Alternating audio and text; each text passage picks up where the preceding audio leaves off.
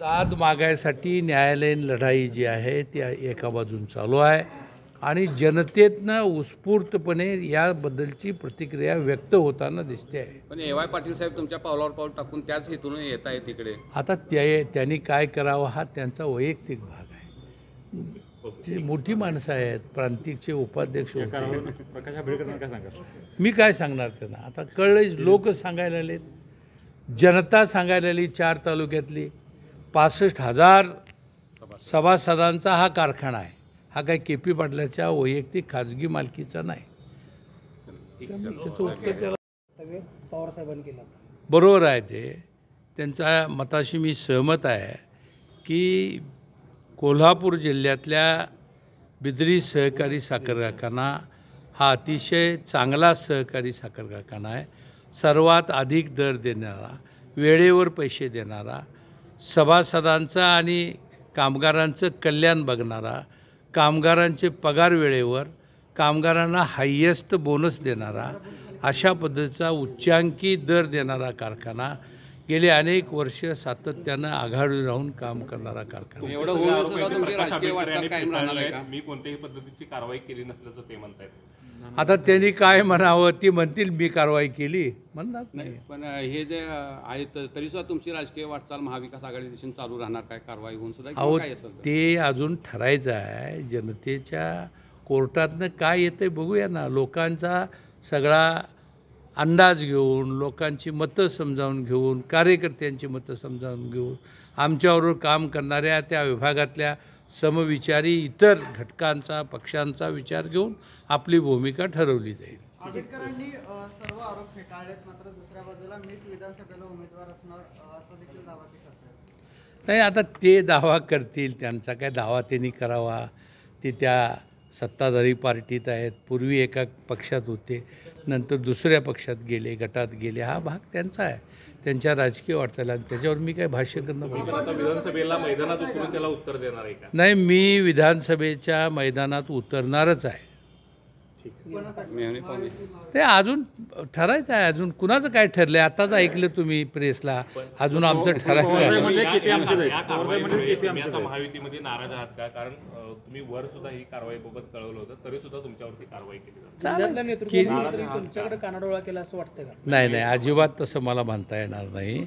उलट जिल्ह्यातल्या नेतृत्वाची साधारणपणे सातत्यानं आमच्यावर माया आहे, आमच्यावर प्रेम आहे, आमच्यावर मार्गदर्शन आहे, आम्हाला मदत करतायत. मी त्यांना काय बोलणं बरेच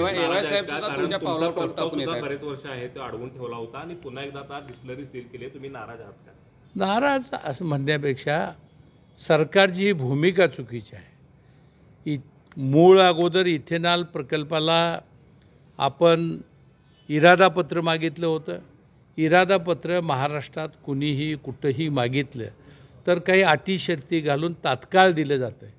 पण 10 महिने तब्बल इरादापत्र अडवलं. तो प्रकल्प उभा करण्यामध्ये अनंत अडचणी आल्या आणि तो चालू झाल्यानंतर अचानकपणे रात्री आम्ही काहीतरी गुन्हा केला आहे किंवा काहीतरी केलं आहे असं समजून त्यांनी जी तपासणी केली, ती तपासणीसुद्धा खऱ्या अर्थानं दोषपूर्ण आहे आणि काही गृहीत धरून त्यांनी आमच्यावर ॲक्शन केलेलं आहे. काहीही गैरप्रकार झालेला नसताना त्याने भेट होणं आणि रामराम ठोकणं अशा काही गोष्टी नसतात. आदरणीय शरद पवार हे महाराष्ट्रातले एक वंदनीय नेते आहेत, राष्ट्रीय नेते आहेत. सहकारी चळवळीमध्ये प्रचंड मोठं त्यांचं योगदान आहे. सहकारी साखर कारखानदारीचं आहे. मी त्यांच्या नेतृत्वाखाली अनेक वर्ष काम केलेले आहे. असे नेते या ठिकाणी आल्यानंतर त्यांना सदिच्छा भेट देणं म्हणजे काहीतरी भूमिका बदलली घेतली असं नाही. मूळ अजून भूमिका कसल्याही प्रकारची बदललेली नाही आणि घेतलेली पण नाही. लोकांच्या इच्छेप्रमाणे पुढच्या विधानसभेच्या निवडणुकीत काय करता येईल हे पाहता येईल. पण ज्या पद्धतीने तुम्ही महायुतीचेच घटक होता आणि तरी सुद्धा कारखान्यावरती कारवाई झालेली, महायुतीतल्या एका आमदारांनी ही कारवाई केली अशा पद्धतीचा आरोप करत काल सभासद शेतकऱ्यांनी सुद्धा मोर्चा काढला. मग अशा परिस्थितीत तुमची राजकीय भूमिका तुम्ही येत्या काळामध्ये स्पष्ट करणार आहात का? लोकांच्या इच्छेप्रमाणे उद्याची सर्व भूमिका आम्ही घेऊ. त्यासाठी काही एखादा मेळावा घेण्याची नाही, अजून वेळ आहे त्याला.